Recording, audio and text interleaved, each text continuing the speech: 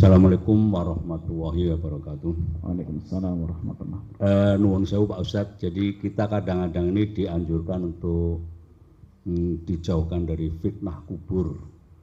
Mohon dijelaskan apa yang dimaksud dengan fitnah kubur gitu, Ustaz. Matur nuwun.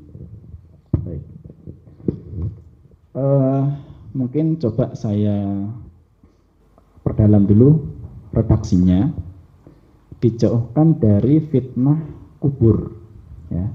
Kalau sebatas yang saya ketahui, itu yang dianjurkan atau diperintahkan kepada kita adalah menjauhi atau menghindarkan diri dari siksa kubur. Ada fitnah kubur, ada siksa kubur. Fitnah kubur itu apa? Fitnah kubur itu oleh para ulama dijelaskan pertanyaan dari malaikat Munkar dan Nakir. Itulah fitnah kubur. Karena fitnah itu secara bahasa artinya adalah ujian. Ya, fitnah dalam bahasa Arab nggih, artinya ujian. Ya, ujian.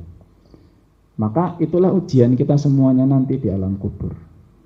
Ada orang-orang yang lepas dari ujian itu siapa? Di antara yang disebutkan oleh Nabi SAW adalah orang-orang yang mati gugur perang di jalan Allah. Karena Nabi SAW mengatakan kafa bibariqatis suyufi fitnah. Cukuplah bagi mereka itu ujiannya setelah melewati kilatan pedang. Ya, non sewu nggih, kalau sedang perang itu kan ujiannya berat. Ya, bahasan pedang itu sudah cukup untuk menguji mereka, keimanan mereka. Masuk alam kubur dah nggak usah diuji lagi, karena dengan mereka mati di jalan Allah sudah jelas teruji itu. Tapi seperti kita, ya, itu pasti akan ditanya. Ya. Tinggal di situ nanti harapan kita adalah kita dibantu oleh Allah Subhanahu Wa Taala untuk menjawab semua pertanyaan dengan baik. Ya. Kuncinya apa? Kuncinya adalah mati dalam kondisi muslim, itu kuncinya. Karena setiap muslim pasti jawab dengan lancar, yang bukan munafik. Oke. Jadi setiap muslim yang bukan munafik pasti menjawab itu dengan lancar. Ya. Kuncinya adalah berusaha mempertahankan iman Islam sampai dipanggil oleh Allah Subhanahu Wa Taala. Adapun masalah siksa kubur, ini ya kita memperbanyak doa supaya dihindarkan dari siksa kubur. Makanya itu kan salah satu doa kita sebelum salam ketika sholat. Ya, Allahumma inni a'udzubika min adzabi jahannam wa min adzabil qabri wa min fitnatil mahya wal mamat wa min syarri fitnatil masiihid dajjal. Minta perlindungan dari siksa neraka dan siksa kubur. Karena mukmin itu bisa tetap berpeluang disiksa dalam kubur. Meskipun sudah lolos pertanyaan Munkar sama Nakir. Ya. Ada dosa-dosa yang disebutkan oleh Nabi SAW menjadi potensi sebab siksa kubur. Ya. Contoh, tidak sholat dengan lengkap. Sholatnya bolong-bolong. Itu menjadi salah satu sebab siksa kubur. Ya. Kemudian termasuk tadi yang disebutkan makan uang riba. Itu ada siksa kuburnya sendiri. Ya. Nyebar hoax. Ada, ya. Disebutkan oleh Nabi ketika ada orang nuwun sewu disiksa, kemudian beliau bertanya kepada malaikat ketika sedang tidur bermimpi itu.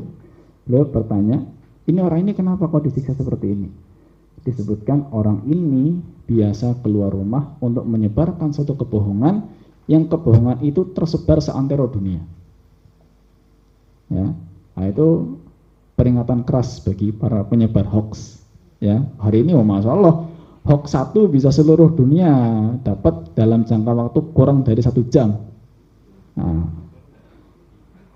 Jadi mungkin saja seorang muslim mati dalam kondisi mukmin, muslim tapi membawa dosa-dosa yang belum diampuni oleh Allah Azza wa Jalla. Maka itu nanti potensi di alam kuburnya disiksa. Tapi kita juga nggak mau seperti itu. Ya, makanya doanya terus tidak berhenti, ya.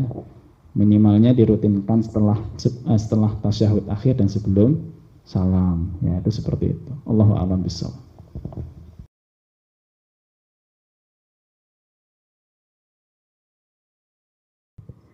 Assalamualaikum warahmatullahi wabarakatuh. Ustadz, ini karena kita sudah usianya juga sudah setengah abad lebih ya. Jadi yang saya tanyakan masalah kematian. Kullu nafsin dha'iqatul maut wa likulli ummatin ajal fa idza jaa ajaluhum la yastakhiruna sa'atan wa la yastaqdimun. Ini begini Pak Ustadz. Ada seorang bapak ini berbicara dengan tetangga. Fulan, saya besok hari Selasa iki arep mulai ning ndi Pak? Balik mati gitu. Nah si Fulan tetangganya tadi, apa iya sih Pak? Iya sudah, saya sudah waktunya gitu. Nah begitu dilihat si bapak tadi betul. Jadi setelah beliau ngomong itu pas hari Selasanya itu beliau meninggal. Nah hari Seninnya itu bilang sama si putrinya, Duk, engko bengi belen pitik iki sing loro ya. Nggo apa Pak? Sesuk nggo pengajian, ono tamu akeh gitu. Ya, yang saya maksud itu begini Pak Ustadz.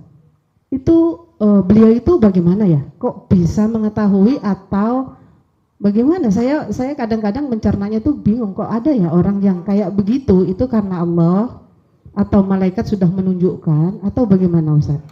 Sekian. Terima kasih. Assalamualaikum warahmatullahi wabarakatuh. Waalaikumsalam warahmatullahi wabarakatuh. Baik. Pertama yang mau saya sampaikan dulu terkait cerita tadi atau peristiwa tadi.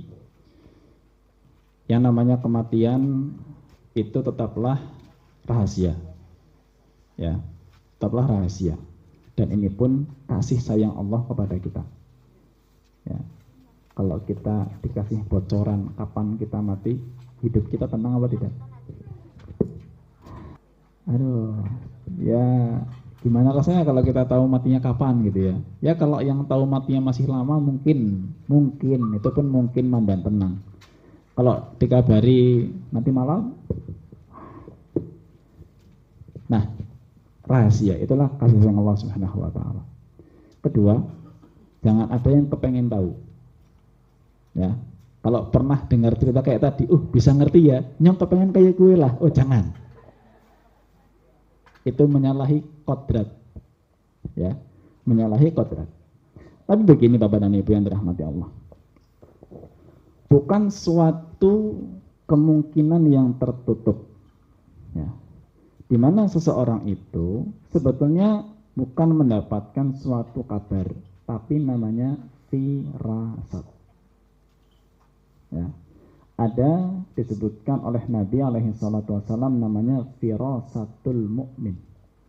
Firasat bagi seorang mukmin. Ya, dan firasat mukmin itu memang sesuatu yang benar. Sebetulnya mungkin ungkapan yang disampaikan tadi bukan memberikan kabar pasti, tapi hanya sekedar mengungkapkan firasat hati. Ya. Dan Allah berikan firasat itu kepada siapapun yang Allah kehendaki. Ya, enggak sembarang orang. Ya, itu pun dengan sebuah hikmah tentunya. Ada yang diberi, ada yang tidak. Itu tergantung kebijaksanaan Allah. Ya, ada orang yang diberi firasat seperti itu. Ya, sehingga kita tidak jarang melihat orang ini sebelum wafatnya melakukan hal-hal yang tidak biasa dia lakukan. Ya, terlihat hal-hal yang dia lakukan tuh kayak nggak biasa gitu. Mempersiapkan apa. Ya, yang apa yang dia lakukan itu ternyata bermanfaat setelah kematiannya gitu. Itulah dia diberikan taufik oleh Allah Subhanahu Wa Taala untuk melakukan hal-hal yang bermanfaat sebelum kematiannya, memang seperti itu. Ya, tapi saya pun tidak berani sampai menyangka atau mengatakan kalau cerita tadi menunjukkan bapak itu tahu kematiannya kapan gitu. Enggak.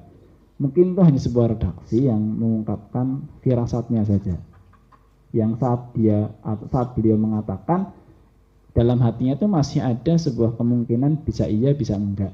Tapi kok ada rasa gitu ya. Ada rasa.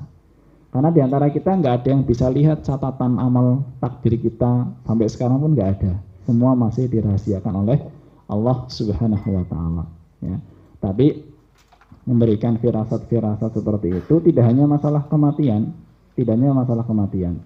ya kadang firasat-firasat peristiwa itu bisa terjadi, ya orang mungkin contoh saja ketika anaknya pamit ke ibunya, ibu bilang jangan pergi, firasat ibu nggak enak, kan gitu ya kadang-kadang. Itu bisa saja terjadi, maksudnya firasat ibunya benar, ya akhirnya anaknya nggak jadi pergi, ya ternyata betul, ya kendaraan yang akan dikendarai misalkan kecelakaan, itu firasat, ya itu suatu hal yang mungkin, ya tapi intinya kita juga nggak mengharapkan firasat supaya kita tahu matinya kapan gitu ya, seperti itu. Cuma kita berusaha minta kepada Allah Subhanahu wa taala kematian yang mudah, itu aja. Ya, husnul khotimah. Itu yang kita minta. Adapun minta firasat-firasat begitu, itu bukan suatu hal yang dianjurkan karena tidak selamanya firasat begitu maslahat dan manfaat buat kita. Allah berikan hanya kepada siapa-siapa yang Allah kehendaki, yang kira-kira memang manfaat buat diberikan itu. Selebihnya kita serahkan kepada Allah Azza wa Jalla. Demikian. Allahu a'lam bishawab.